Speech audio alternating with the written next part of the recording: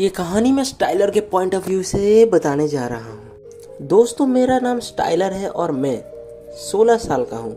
लेकिन मेरी ज़िंदगी में एक ऐसी घटना घटी जिसने मुझे आपको ये बात बताने पे मजबूर कर दिया कि मेरे साथ क्या घटा था। मैं 16 साल का था जब मेरे साथ ये घटना घटी थी। मैं अपनी दादी माँ के साथ अपने घर में रहता था। मेरी माँ हमेशा मुझे बोलती थी कि रात को ज़्यादा देर तक मत खेला करो, क्योंकि जंगल में बहुत ज़्यादा खतरनाक चीज़ें रहती हैं, तो जल्दी से जल्दी घर आ जाया करो। लेकिन मैं हमेशा देर करके आता। ये एक ऐसा ही दिन था। मैं रात के 8 बजे घर के लिए निकला, लेकिन आज के दिन मुझे काफ़ी ज़्यादा डर लगने लगा, क्योंकि जंगल ज़्यादा से ज़्यादा सुनसान हो चुका था। लेकिन मैं अपने धुन में आगे बढ़ता रहा और बढ़ता ही रहा। लेकिन मुझे पेड़ों के बीच में एक बहुत ही ज़्यादा खतरनाक आवाज़ सुनाई देने लगी।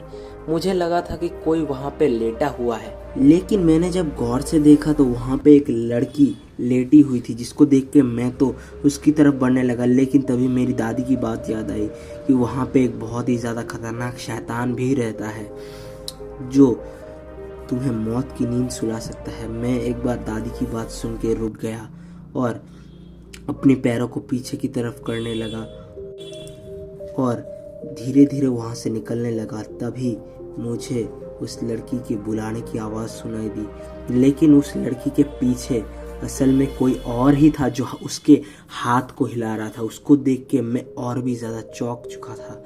वो वही आदमी था जो बहुत ही ज़्यादा बेरहमी से उस लड़की को मौत की नींद सुला चुका था। अब वो मेरी तरफ बढ़ रहा था मुझे मारने के लिए, लेकिन मैं इतनी तेज़ी से भागा कि वो मुझे पकड़ नहीं पाया। बेचारी लड़की, उसको मौत की नींद सुला के वो उसकी बॉडी के साथ खेल रहा था और वो मुझे बोल रहा था कि रुको, मैं तुम्हें भी उस लड़की की तरह मौत की नींद सुला देता हूँ। लेकिन मैं जल्दी से जल्दी भागा और वहाँ पे तभी एक अंकल मुझे दिखाई दिए और मैंने उनको सभी सच्चाई बता दी कि मेरे साथ क्या हुआ था। तभी मैं बहुत ही ज़्यादा डर गया और घर में आया और अंकल ने भी पुलिस को कॉल कर दिया और पुलिस ने उस आदमी को खोजना शुरू कर दिया। अगर मैं उस दिन उस आदमी के पास चला जाता तो शायद मैं आज आपको ये कहानी बताने के लिए जिंदा नहीं होता। ये कहानी मैं डेविड के पॉइंट ऑफ व्यू से बताने जा रहा हूँ। मेरा एक दोस्त है जिसका नाम है जोशुआ। वो देखने में थोड़ा सा अजीब लगता है, लेकिन वो लड़कियों से काफ़ी ज़्यादा दोस्ती करने की कोशिश करता है, लेकिन फिर भी लड़कियाँ उसे भाव नहीं देती। मैंने उसे कहा, फिर वो मुझे कहता है कि मेरी एक गर्लफ्रेंड है जो मुझसे काफ़ी ज़्यादा प्यार करती है, और तुम्हें पता है वो मेरे से इतना प्यार करती है कि वो मेरे लिए खाना बनाती है और मुझे अपने घर पे भी बुलाती है। लेकिन मैंने जितनी बार भी देखा है, कोई भी लड़की उससे ज़्यादा देर तक बात नहीं करती, ना तो उसके घर कोई भी आती जाती है। एक दिन मैं उसके घर जाता हूँ और मुझे कुछ आवाज़ें सुनाई देती हैं। वो किसी से बात कर रहा होता है और किसी के ऊपर चिल्ला रहा होता है। मुझे लगा था कि वो अपनी गर्लफ्रेंड से बात कर रहा है, लेकिन फिर मैंने अच्छी तरीके से सुना और फिर उसको कॉल किया बाहर आके, ताकि उसे शक ना हो कि मैं वहाँ पे ही हूँ। फिर उसने कॉल उठा के बोला कि मैं घर पे ही हूँ, और फिर मैं जब अंदर गया तो देखा कि उसके हाथ में खून ही खून लगा हुआ है, सारी जगह खून से भरी हुई है। ये सब देख के मुझे काफ़ी ज़्यादा डर लगने लगा। जब मैंने उससे पूछा तो उसने कहा कि अभी तुम यहाँ से चले जाओ, मैं तुम्हें बाद में सब कुछ बताऊँगा। फिर मैंने भी उसका गुस्सा देख के वहाँ से जाना ही ठीक समझा और जल्दी से एक पार्क की तरफ जाने लगा। और फिर मैं जब पार्क में बैठा था तभी मैंने उसको कॉल किया, लेकिन उसका कॉल नहीं लग रहा था। जब मैं उसके घर जाने की कोशिश करने लगा तभी मैंने देखा कि रोड पे वो एक लड़की के साथ आर्गुमेंट कर रहा है और वो लड़की उससे दूर जा रही है और वो उससे फिर भी झगड़ा किए जा रहा है। जब वो उससे पकड़ने की कोशिश करता है तो पब्लिक के लोग उसे पीटने लगते हैं और उसे पुलिस स्टेशन में जाके बंद कर देते हैं। और फिर इंटरोगेशन के बाद पता चलता है कि दोस्तों, उसने अपनी ही गर्लफ्रेंड को पहले मौत के घाट उतार के उसके टुकड़े टुकड़े कर दिए थे, जिसको करते हुए मैंने उसे देख लिया था। ये कहानी मैं जूली के पॉइंट ऑफ व्यू से बताने जा रहा हूँ। मेरा नाम जूली है और मैं एक घर को रेंट करती हूँ। कुछ दिन मेरे रुकने के लिए, क्योंकि मैं इस शहर की नहीं हूँ, मैं यहाँ पे कॉलेज पढ़ने के लिए आई हूँ। लेकिन उस दरवाज़े पे लिखा था कि तुम इस घर में ज़्यादा दिनों तक नहीं रह सकते। तो मैंने उस नोट को मजाक समझ के फेंक दिया। तब रात को मैंने देखा कि दूसरे नेबर के घर से मुझे काफ़ी ज़्यादा अजीब एक लड़की स्माइल दे रही है। मैंने उसको इग्नोर किया और अपने काम पे लग गई पढ़ने के लिए। जब मैंने फिर से खिड़की से देखा तो वो बड़ी बड़ी आंखें करके मेरी ही तरफ देख रही थी। मैंने पर्दा लगा दिया, लेकिन फिर वो गेट में नॉक करने लगी और मुझे काफ़ी ज़्यादा डर लग रहा था। लेकिन जब मैंने दरवाज़ा खोल के देखा, वही लड़की वहाँ पे खड़ी थी और बोल रही थी, तुमने दरवाजे और खिड़की क्यों बंद किए हैं? तो मैंने कहा कि मैं पढ़ना चाहती हूँ। तो उसने कहा कि इसे जल्दी से खोल दो, नहीं तो अच्छा नहीं होगा। मैं डर के उसके मुंह पे ही दरवाज़ा बंद कर देती हूँ और जब खिड़की से देखती हूँ तो वो वहीं पे हंस रही थी और वो काफ़ी ज़्यादा डरावनी लग रही थी।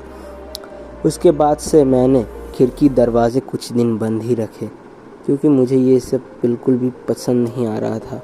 लेकिन कुछ दिनों बाद जब मैंने खिड़की से खोल के देखा तो वो लड़की मुझे घर में नहीं दिखी। तो मैंने सोचा कि वो कहाँ गई। तब मैं उसके घर में जाके चेक करने लगी कि वो है कि नहीं। तब वो गेट खोलती है और बोलती है, क्या हुआ? फिर उसने अपने घर में मुझे बुलाया और बोला कि आ जाओ ऊपर, इस रोप पे चढ़ के, ये काफ़ी ज़्यादा मज़ेदार है। तो मैंने भी उसकी बात मान के रोप में चढ़ने की कोशिश की और थोड़ी देर लटकने के बाद ही मैं ऊपर से नीचे गिर गई और मुझे चोट लग गई। फिर भी वो लड़की मुझे देख के काफ़ी अजीब तरीके से हंस रही थी और काफ़ी डरावनी लग रही थी। इसीलिए मैं वहाँ से जल्द निकलना चाहती थी और जल्दी से वहाँ से भाग के रोड पे निकल गई और घर से मैंने उसके घर पे जाना बंद कर दिया। लेकिन फिर उसने दरवाज़ा खटखटाया और मैं अपने काम पे लग गई।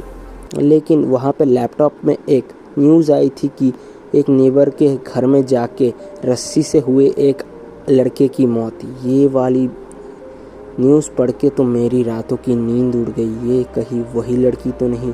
मेरे बदन में एक सिरहन सी उठ गई और मैं काफ़ी ज़्यादा डरने लगी और फिर मैं वहाँ से निकलने लगी। लेकिन क्या मैं सच में ज़िंदा हूँ या नहीं, या फिर मुझे उस घर में ही उस लड़की ने मौत की नींद सुला दिया? ये कहानी मैं टाइलर के पॉइंट ऑफ व्यू से बताने जा रहा हूँ।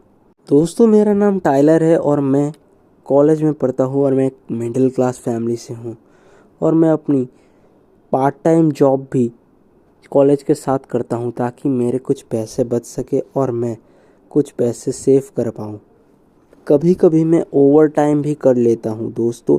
लेकिन ये उस दिन की बात है जब मैं एक बार फिर अपना ऑर्डर डिलीवर कर रहा था और कस्टमर को ऑर्डर दे रहा था। मेरे साथ मेरे दो दोस्त काम करते हैं, एक का नाम है लिली, एक का नाम है सैम।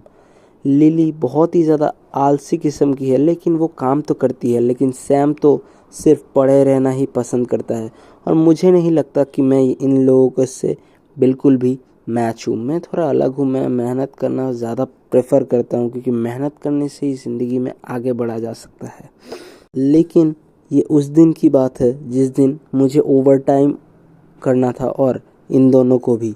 रात के 11 बजे थे और जब मैं वॉशरूम में गया था, वॉशरूम से मैं जब बाहर निकला तो मैंने देखा कि एक आदमी एकदम विंडो के ऑपोजिट में खड़ा है। उसकी बड़ी बड़ी आंखें और सफ़ेद चेहरा। वो मुझे देख के हंसता है और खिड़की पे हाथ मारता है, जिसको देख के मेरी तो हालत ख़राब हो जाती है। मैं जल्दी से वहाँ से भागने लगता हूँ और जब मैं देखता हूँ वो इतनी बड़ी बड़ी आंखें कैसे कर रहा है। लेकिन ज़्यादातर समय खिड़की पे कोई आके नहीं मांगता ऑर्डर, अंदर आते हैं लोग। लेकिन वो खिड़की से ही अपने हाथ को मार रहा है और हंस रहा है, जिसको देख के मेरी तो फटके चार हो जाती है दोस्तों। उसके दांत में बहुत ही ज़्यादा खून लगा है और वो ऐसे अपनी जीभ से उस खिड़की को चाट रहा है और उसका एक तीसरा हाथ भी बाहर निकलता है, जिसको देख के मैं और भी ज़्यादा डर जाता हूँ। मैं फिर लिली और सैम के पास जल्दी से जाता हूँ और उनसे ये सब कहता हूँ और लिली को भी वो आदमी दिखाई दे जाता है। और सैम हमारी बातों पे ज़्यादा विश्वास नहीं करता, लेकिन हम दोनों उसे बोलते हैं कि जल्दी से वो गेट सीसीटीवी में देखो कि वो आदमी वहाँ पे खड़ा है, लेकिन उसके 3 हाथ कैसे हैं ये किसी को भी मालूम नहीं चलता है। हम लोग गेट लॉक करते हैं और पुलिस को बुलाने लगते हैं, लेकिन सीसीटीवी में हमें अभी भी दिख रहा था उस आदमी को। वो गंजा था और उसके पूरे मुंह सफ़ेद थे। लिली उसे देख के तो और वो सैम को देख के बहुत ही ज़्यादा डर जाता है और हम देखते हैं कि अचानक से लाइट बंद हो जाती है और हम अपने आप को इस रूम में बंद कर लेते हैं।